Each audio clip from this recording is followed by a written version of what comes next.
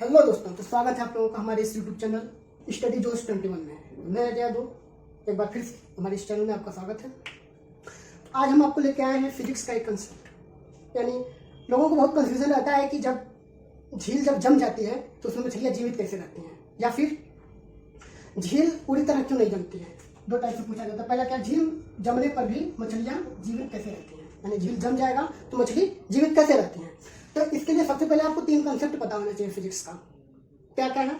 पहला, जब डेंसिटी क्या होता है? डेंसिटी द्रव्यमान और आयतन का जो अनुपात होता है वही डेंसिटी है। सिंपल अगर आप इसको ठेठ भाषा या फिर मोटे मोटे तौर पर समझे तो यानी जो भी चीजें जितनी सघन टाइप की होती हैं, जैसे कि लोहा है और एक प्लास्टिक है। लोहा है, प्लास्टिक है। अब बताइए अपने हिसाब से कि दोनों में डेंसिटी किसकी ज्यादा होगी? जाहिर सी बात है लोहा की होगा। बहुत ज्यादा सघन है लोहा। एक तरफ से ये समझ सकते हैं कि बहुत ज्यादा सघन लोहा है, इसलिए क्या है डेंसिटी, यानी कि जो ऑब्जेक्ट है उसके अंदर जितने मॉलिक्यूल्स हैं वो कितने सघन है, उसी को जिसका जितना मॉलिक्यूल सघन होगा उसका डेंसिटी मैक्सिमम होगा। या फिर आप कह सकते हैं द्रव्यमान और आयतन का जो अनुपात, जो रेशियो आता है वही हमारा डेंसिटी होता है। तो पहला ये कंसेप्ट है क्या कि जब हीटिंग की प्रोसेस या फिर कूलिंग की प्रोसेस होती है तो उसमें जो जैसे कि 0 डिग्री सेंटीग्रेड से 1 पे गए, 2 पे गए, 3 पे जो वाटर होता है उसका बॉइलिंग पॉइंट कितना होता है? 100 डिग्री सी। यानी कि मान लीजिए ग्लास में वाटर रखा हुआ है और इसका मान लीजिए 40 डिग्री सी क्या है, टेम्परेचर है। अब इसको हम लोग हीट करेंगे, जब 100 डिग्री सेंटीग्रेड पे जाएगा तब ना बॉइलिंग होना स्टार्ट होगा। तो ये एक जो आपका पैमाना होता है, तो उसी पे कंसेप्ट क्या है कि जब आप हीट कोल्ड कर रहे हैं तो जितना भी रहेगा उससे कम होते चला जाएगा उसका जो डिग्री होगा। तो जब 4 डिग्री सेंटीग्रेड पे आता है, मान लीजिए कि जल है, उसको आप कोल्ड कर रहे हैं, कोल्ड करते करते जब वो 4 डिग्री सेंटीग्रेड पे पहुंचेगा, उसका जितना टेम्परेचर जब मेजरमेंट करेंगे 4 डिग्री सेंटीग्रेड पे पहुंचेगा तो वहां पे डेंसिटी क्या होगी, मैक्सिमम हो जाएगी।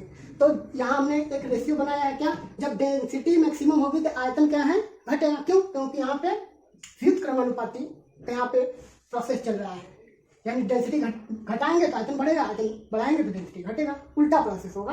तो जाहिर सी बात है कि 4 डिग्री सेंटीग्रेड पे आयतन कम होगा, डेंसिटी मैक्सिमम। बस ये आपको दिमाग में रखना है कि डेंसिटी यहाँ पे कम हो जाती है, उसके बाद जब 4 डिग्री सेंटीग्रेड से नीचे आता है तो डेंसिटी घटने लगती है। एक कंसेप्ट है। दूसरा कंसेप्ट क्या है? दूसरा कंसेप्ट यह है कि सुचालक और कुचालक उष्मा जो है, तो पहले आपको पता होना चाहिए कि बर्फ जो है,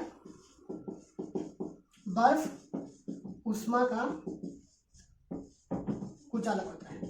कुचालक मतलब वहां से उष्मा दूसरे तरफ नहीं जा पाएगी, यानी उष्मा को कुचालक मतलब क्या, रोकने वाला। तो उष्मा को रोक देगा बर्फ, ये आपको पता होना चाहिए। और उसके बाद नेक्स्ट क्या है, नेक्स्ट कंसेप्ट ये है तीसरा कि जो भी चीजें जैसे कि जिसका भी डेंसिटी कम होता है वो चीजें तैरने लगती हैं। सपोज करिए एक बीकर हम लोग लिए हैं, इसमें वाटर भरा हुआ है और इसमें एक लोहे की कील डालते हैं और एक प्लास्टिक की कील डालते हैं। अब बताइए प्लास्टिक वाला तैरेगा कि लोहा वाला तैरेगा?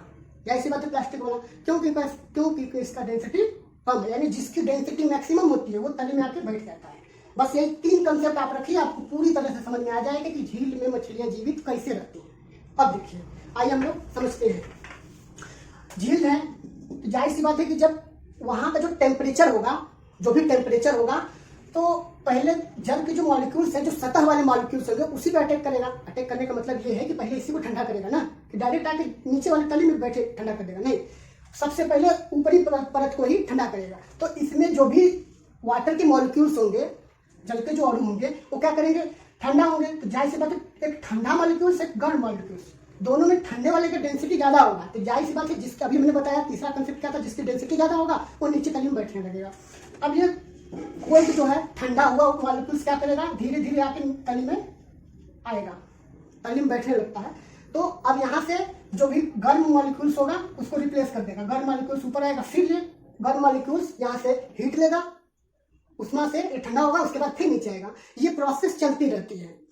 ठंडा होने ये प्रोसेस, अब वाटर जो कोल्ड होता है या फिर गर्म होता है तो यही प्रोसेस होती है कि ऊपर से ठंडे मॉलिक्यूल्स नीचे आते हैं, नीचे से गर्म मॉलिक्यूल्स ऊपर जाते हैं। क्योंकि आइए हम आपको एक एग्जांपल के तौर पे दिखा देते हैं। ऐसा आपने कभी ना कभी फील किया होगा, जैसे कि आप जब ग्लास में वाटर गर्म करके लाते हैं तो आप देखेंगे कि ऊपर वाला जो वाटर है वो तो गर्म रहता है, लेकिन नीचे वाला जो तली वाला हो उसकी अपेक्षा थोड़ा सा ठंडा रहता है। क्यों?